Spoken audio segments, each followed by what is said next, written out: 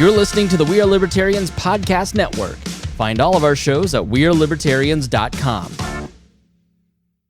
We thought you might like to know that there is an organization in Indianapolis that focuses on teen homelessness. Their name is Outreach Indiana, and you can learn more about them at outreachindiana.org. And today I have the privilege of speaking to their Chief Executive Officer, Andrew Neal. We talk about how pervasive in Marion County homelessness is. How can they reach more, and how can you help reach more homeless teens? And how does Indianapolis deal with homelessness in a way that other cities might not? Is that good or bad? We find out more here on The Chris Spangle Show. This episode is brought to you by Shopify. Forget the frustration of picking commerce platforms when you switch your business to Shopify, the global commerce platform that supercharges your selling wherever you sell. With Shopify, you'll harness the same intuitive features, trusted apps, and powerful analytics used by the world's leading brands. Sign up today for your $1 per month trial period at shopify.com/tech, all lowercase. That's shopify.com/tech. Stephanie Solomon, Youth Programs Coordinator, thank you so much for joining me today on the show. Thank you so much for having me, Chris. So tell me a little bit about what you do at the Indiana Coalition Against Domestic Violence. Sure. Yeah. So I am the Youth Programs Coordinator, and I'm part of the prevention team at the Indiana Coalition Against Domestic Violence. We are the state coalition for domestic violence programs. I see us kind of as an umbrella for the domestic violence work that's being done across the state. We have a really holistic approach, from connecting survivors to whatever needs they have, whether that be housing, economic needs, legal needs, but also focusing on prevention. So doing what we need to do until violence ends. And our strategies are really all based around supporting communities across Indiana in doing what they need to do to be safe, stable, and nurturing. So I think the listener's mind might jump directly to maybe your organization is a women's shelter and you do direct intervention, but it's a little more complex. It's a very complex issue. I've had several friends in my life that have gone through this, and there is an entire parastructure, not just in intervention, but you said you work in prevention. Can you talk about the two differences? Like, what's the difference between the prevention side and the intervention side? And is there other sides that I'm missing here? I think there's always multiple sides to any social issue that we talk about. But when I think about the work of ICADV, we're doing both intervention and prevention. And so the intervention side is you're in a violent situation and you need legal representation or you need another place to stay.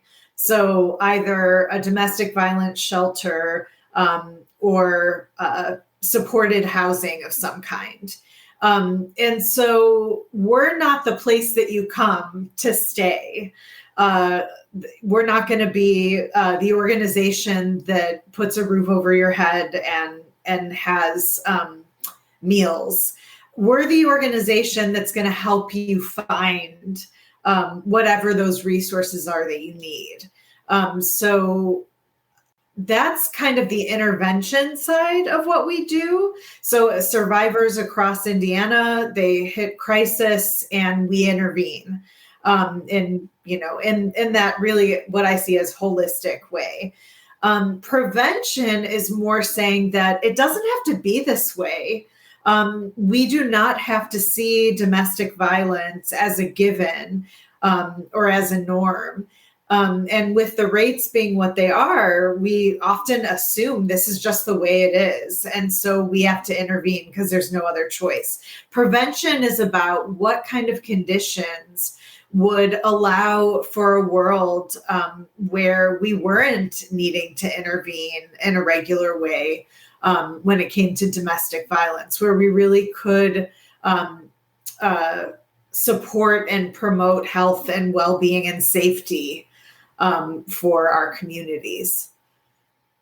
I don't want to be indelicate here. I think when domestic violence is often talked about, it's sort of on the women and supporting women, right? Is there an emphasis in what you do on the prevention side that is more on the male side? And I'm not saying that all domestic violence, there are certainly men who go through domestic violence. I know we saw some debate around that with the Johnny Depp trial. There's certainly abuse that happens towards men. But, I mean, the numbers are largely on the male side. Is a little bit of your work trying to find strategies to help choose a different path than maybe leaping towards anger? Yeah, so I mean, I think that's because I focus on prevention with youth. The when it comes to perpetrators of violence and gender, um, I I mean, what I've seen as a person who's been doing prevention and social service work for a long time, um, is that a norm and an idea about domestic violence is that the perpetrators are men, and the survivors, victims, and then survivors are women.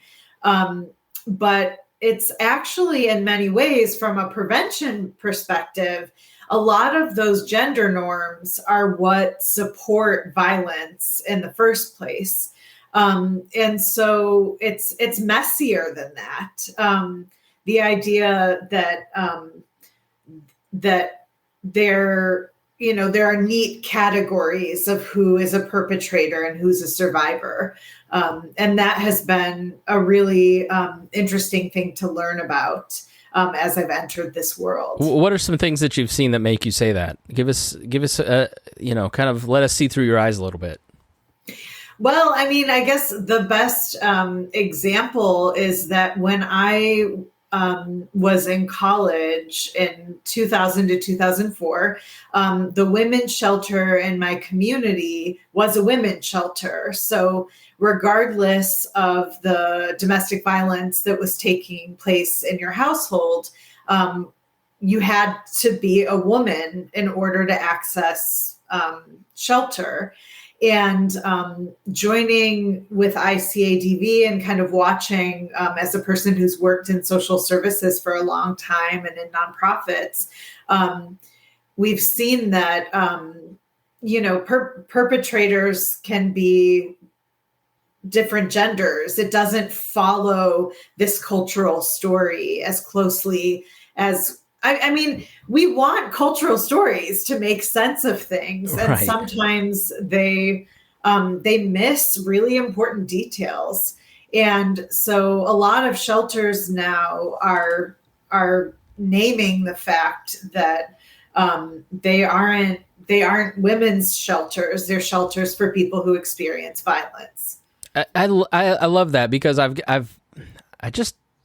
had situations in my friend circle where the man has been the victim of domestic violence, and that I found out was a miracle. Because opening up and saying that this was happening to me is just wrapped around so much shame for men, and it's very difficult, and you don't know where to turn, and so that's really interesting to hear that need is kind of being seen and met. Yeah, I mean, I think that it's one of the directions that we're going as a culture that is really challenging but really necessary, is really interrogating our assumptions about gender in general, but also the way that it shows up. So that stigma, the shame, that's affecting all kinds of outcomes when it comes to domestic violence. Even just the idea that if you have disclosed that you experienced violence and then you stay with a partner, and there's lots of reasons why people do, often reaching out for resources feels inaccessible because folks are so ashamed. And so that stigma and that shame, that's another one of those cultural norms that's affecting everyone. And affecting men in this particular way because of what our beliefs are about how men should move in the world. So you work primarily with youth, and I have to say I have become a much more open-minded person, a much more less narrow-minded, less I grew up on Married with Children. That was like my formative show. Like, so when you look back and like watch that show, you're like, wow, that's why I had all these screwed up notions of masculinity and femininity and all this stuff. Kind of what you're talking about. What are some other, when you're talking with young people about cultural influences, and I love the mission of your organization, which is an end to violence, just period, not just domestic violence, but violence, which I can certainly sign on to. It's been a huge part of my broadcasting career, is just talking about why are we turning to violent means. What are some ways that you're trying to help teens see a different path and see a different future that endorses nonviolence? Yeah. So, I think I'm going to bring up the tension of the fact that we are seeing an increase in violence within schools and for young people in general. I was kind of shocked to learn that in Indiana, 1 in 10 high school age teens have reported experiencing some form of physical violence from a dating partner in the last year. And so I want to name that before really going into,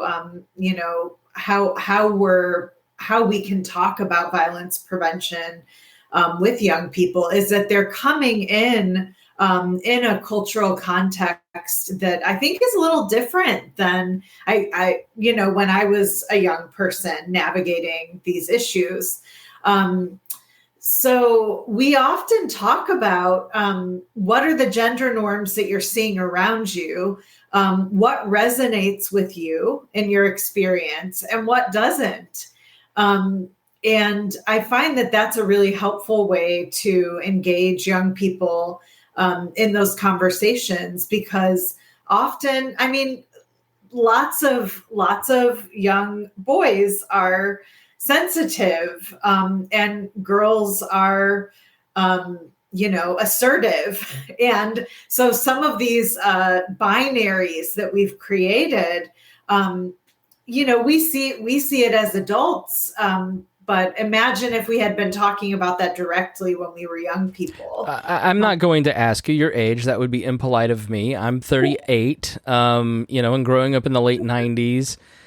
I'm proud of my age. I am fine to tell you that I just turned 40. Congratulations. It brings wisdom with it. Yes. And you and I kind of went to school around the same time, and I think when you said gender norms, so of course that triggers half the audience, but I think what I'm hearing you say is just making space for emotions and like not stereotyping people. Like, one of the best things that ever happened to me was reading Brene Brown and going, oh, I'm allowed to like accept that I'm a sensitive person, like, and kind of get away from some of that stuff. Is that just such a necessary part? A, am I right in assessing what you're saying? And then B, is how important is that in reducing domestic violence among school age people? I think your assessment is right on. There's an association between this feeling that I shouldn't show my emotions, and then venting or kind of exploding, and having violence end up being the way that emotions bubble up over time. We're all human. And so we're gonna let that energy out. Conflict is part of life.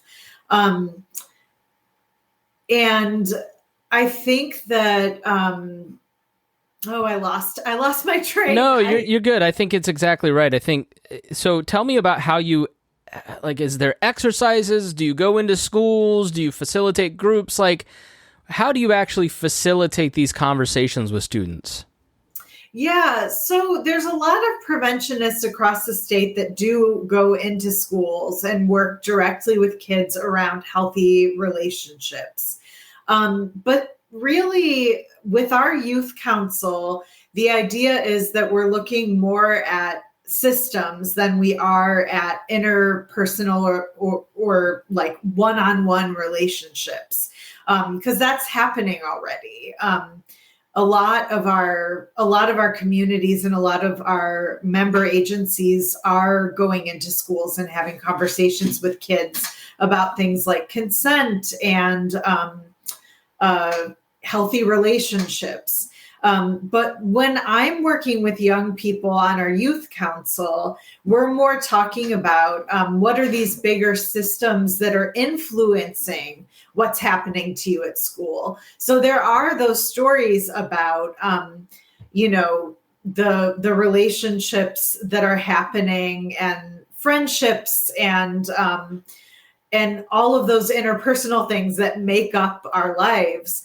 But we're taking it a step further and we're saying, okay, what's influencing that? And how can we address those wider influences? One of my favorite stories that one of my colleagues tells is about a high school where in the hallway there was this one spot where fights were regularly breaking out. And the administration was like, is there some solution to what we can do? How do we talk to the kids about not fighting with each other?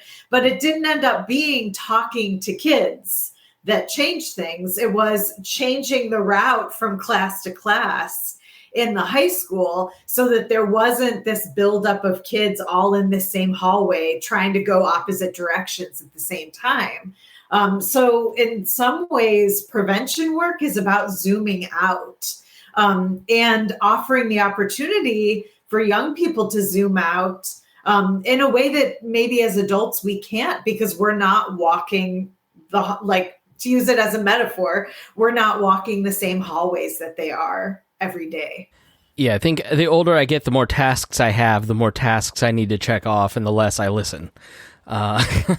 Which is especially a very middle-aged male thing to do. But part of your job is also just kind of giving teens more of a voice. So how do you try to give teens more of a voice, and what have you learned from them?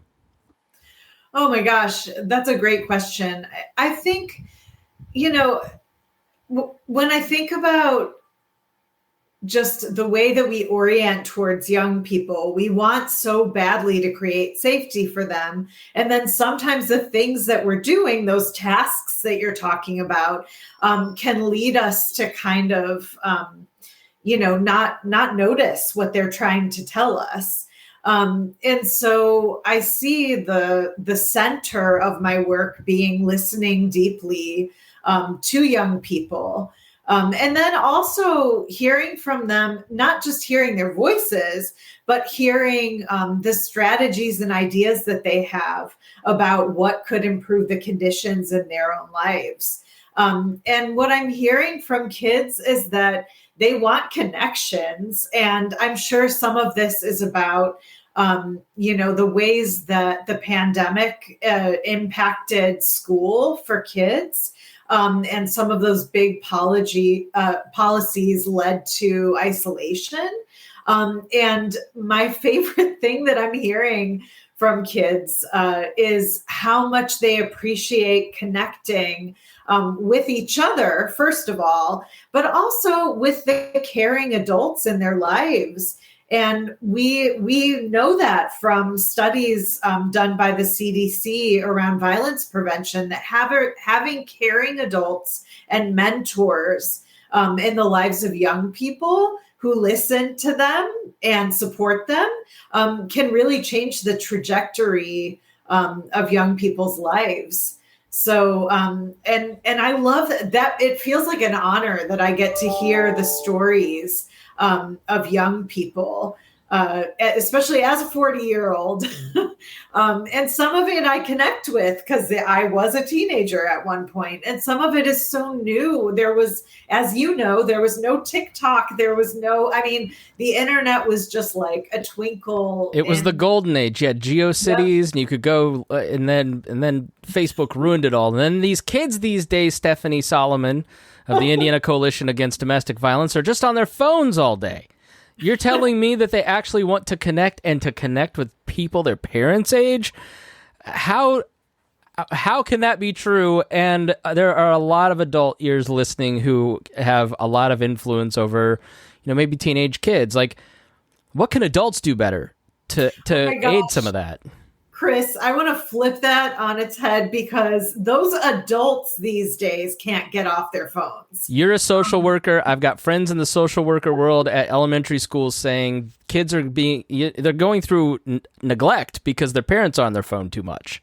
Yeah. So I'm in public health, so I won't claim to be any kind of counselor or therapist, but on a population level, I think one of the things that adults can do is pay attention to what's the environment when I'm around young people. So whether that's a teacher, an administrator, a parent, an aunt, an uncle, how attentive am I being to the young people that are around me, and how available am I? And I'm not blaming any of us on the individual level. We have a world where we have emails and texts, and often the work-life boundaries have it so that there are people communicating with us all the time, and there's a sense of urgency. And so what would it look like as a culture if we said, if we put the urgency of our emails ahead of the urgency of being present with our young people, what could the world look like? And so that's a norm that I think we as adults need to be attentive to, is how can we also pay attention to things other than our phone? It's not to drag current events into it, but we've just seen so many times in so many of these instances of violence with young people. There were a lot of signs there, and imagine if more parents, coaches, teachers, I guess that's one question that I have that maybe you can answer, that I always kind of see with some of these situations. I go, is there just not a network? Like, are the teachers not talking to each other or talking with local law enforcement? Or, I don't want to delve into specific acts like gun violence in schools, but do you just sort of see those gaps where the adults in some of these kids in crisis lives are not communicating, or they're not intervening with clearly a young person is being violent, or they see signs of somebody being abused and they're not willing to step in? And is that something that we can change, or are you working on? I definitely believe it's something we can change. And I think every question you've asked, I've brought it back to a norm. Yeah. Or some kind of cultural narrative, but we tend to silo ourselves. So if you're in law enforcement, you're in social services, you're in education, we're not great at communicating across those sectors. And so I think the promise is us really working on, there's the assumption, it's not an assumption, it's a reality that we are all connected. Somebody needs to pick the food that I eat in order to have safety. There's all these different institutions that I need to have access to. And so if we took that really seriously, how interconnected we all are, and we started breaking down those silos of communication, and collaborating together, I think there's incredible promise in that. And I know that I know that those are just words, but I think that there are examples and models that we can practice with of how we can be working across our silos more effectively. I don't know that they're just words. Like, Indianapolis is a great city because it's got something special. It has a very strong civil sector to it, and it always has been. It's why we have so many monuments in downtown Indianapolis, because there were so many groups networked together. And I think it's, as the population has grown, those relationships kind of fray, and people, like you say, get siloed. But there is like a spirit around education, for instance, in Indianapolis, where there is a lot of cross communication. And I think with the rise in violence, maybe there's just some, again, to use the words, intentionality that all these different groups can kind of talk together. So we're talking a little public policy and how that influences domestic violences and the conditions. What's another big social norm that you see that kind of is a current that can lead somebody towards either being a victim or a perpetrator of domestic violence? What's one thing that really concerns you that we haven't talked about? I think we talked about stigma, and a lot of that stigma comes from this idea of privacy, and that I see as coming from individualism, that we're all kind of, our own little, there's a good saying for that, but of course at the time I need it, I can't. We're all islands.